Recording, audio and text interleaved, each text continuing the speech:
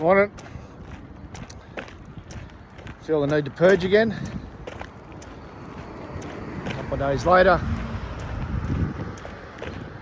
Fair few emotions going through my head, both in general about our country and personally after the old man's funeral yesterday, which of course are not unconnected. Now, we gave him a good send-off, of course, the racecourse appropriately, and I managed to weave Robbie Flower into the eulogy appropriately. I'm not one-dimensional, I'm two-dimensional. Thanks for your messages if you got in touch. Now, as part of the eulogy, my wife spoke first. She did a book about his parents' amazing escape from Poland, via Russia, via Iran, via Azerbaijan, via Kenya, where my father was born, via Italy before coming to Australia, along with the Redlicks. If the Redlicks ring a bell via their butchers or the legal area, that's how they got here. That's why I'm here. Now, as part of her research for the book, I went over there with her to Poland in 2019, touched on this the other day, and I learned about Treblinka. Now, I'm not good on my history, which is on me, and I hadn't heard of Treblinka, and when I heard about it then, it took my breath away. And you probably haven't heard of Treblinka either. You've probably heard of Auschwitz, if you've got any grasp of that period of time. I'll tell you why. Because Auschwitz was number one, Treblinka number two, but Auschwitz was actually a working farm that had mass murder there. So in that situation, in a concentration camp where people aren't immediately exterminated, you've got some kind of nuance. Hence, for instance, the 1997 film Life is Beautiful won an Academy Award. I know that wasn't based in Auschwitz, but that's you can still have layers of drama, layers of humour, believe it or not, weaved into something in that setup. You can have in a prisoner of war camp, which is obviously would have had the most horrendous atrocities as well. And Hogan's Heroes comes along, or Michael Palin did a Ripping Yarn episode, which was hilarious. Yes, set in World War I for nitpickers, but it was in a prisoner of war camp. You couldn't do one with Treblinka, and I'll tell you why. Because I think it was at the second one. You get off the train, they took your clothes, looked after your jewellery and money for safekeeping, just got you to have a shower, and then you were dead. And the only people who lived were, for any period of time, were those charged with digging holes and throwing them into the ground before they were later exhumed and set fire to. So, not a lot of nuance and drama in a setup like that. Right, now, I got told about during this walking tour from an expert in the area, and he said the initial whistleblower was someone on the train there, because people just get herded on trains and never seen again. And this guy worked at an abattoir. He's on the train, Jewish guy, of course, because, you know, some people don't quite get it. You know, Jews were murdered for being Jews, just like they were at Bondi 3 days ago. And he smelt the death that was coming from near the area as the train was approaching it. Realising, or having a pretty decent feel for what was about to happen, he kicked his way through the floor of the train. Train passes over him, and he goes back by foot and becomes a whistleblower. That was the starting point. 1940s, a little bit before social media. And then eventually, I've had to scroll through the background since, and I had to actually stop scrolling. It just made me sick to the stomach. But the point being, people didn't know about it till they knew about it. And here we are. Because Bondi is now our Treblinka moment. It's all right for people like me to look paranoid and say that things are going to happen to the Jewish community here in Australia, Australian Jews, Australians. having a reasonable grasp on history and experiencing anti-Semitism as a kid, not as bad as others, but had a pretty fair handle on it. And anyone else, and everyone else, I don't know, pick a name, Josh Frydenberg, various other leaders.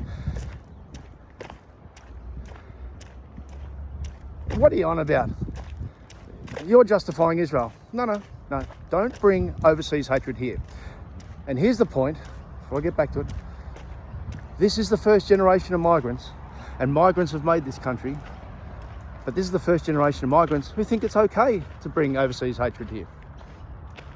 So whatever an individual like me or leaders like Josh Frydenberg and Mark Liebler and whoever else, there's not many in the community, is there, have said, have looked a little bit paranoid. What's really going to happen? Why can't people have free speech and march in the street? Why can't people, the day after October 7, where 1,200 people were slaughtered in a functioning democracy at a music festival and in their house, out of nowhere, why can't people chant F the Jews and gas the Jews outside the Opera House? Or was it where's the Jews? You know, because lefty media darling Antoinette Lattouf and Phlegm website, crikey, did a big investigation into it. You know, was it really what they were saying? Maybe they were just saying, where's the Jews? All right, they were only saying, where's the Jews? So mobs gathered in their hundreds after October 7, pre any Israel retaliation, and chanted filthy anti-Semitic words. Unfortunately, back then they were only words, but here's the kicker. It was all justified, wasn't it? It was all okayed. Was it really that bad? You know, come on. And then the movement started and gathered pace. And here we are. We've had our Treblinka moment. Because now the equivalent of kicking through the floor of a train and going back and letting people know is 15 people dead in Bondi on the pavement. So now, no longer does me, as a middle-aged idiot with a Jewish background, or a Josh Frydenberg, or a Deborah Conway saying it's going to happen here, going to look paranoid because it's happened here. So to Andrew Dillon at the AFL, who spent a long time being a 2IC, and at times during his leadership, since he's got the main job, has shown that he spent a long time as a 2IC. To quote the great Australian philosopher Lara Bingle, where the bloody hell are you? AFL is the biggest sport in this town by so far, it's not funny. And in the last 2 years and 2 months, you've chosen to say nothing whatsoever about anti-Semitism. The only person of significance who's got up and said it unequivocally in the AFL is Benny Gale, and Benny Gale should have had your job. And he's proven it again. He's got receipts. And not one thing on the AFL media sites with their hundreds of thousands of followers against it. Nope. And that's not a coincidence. They put out a press release, don't nitpick me. They chose not to put anything out in their social media feeds. I'd love to let rip on one of them. So from here on in, it's Team Australia. You're either on Team Australia or you're on Team Terrorist.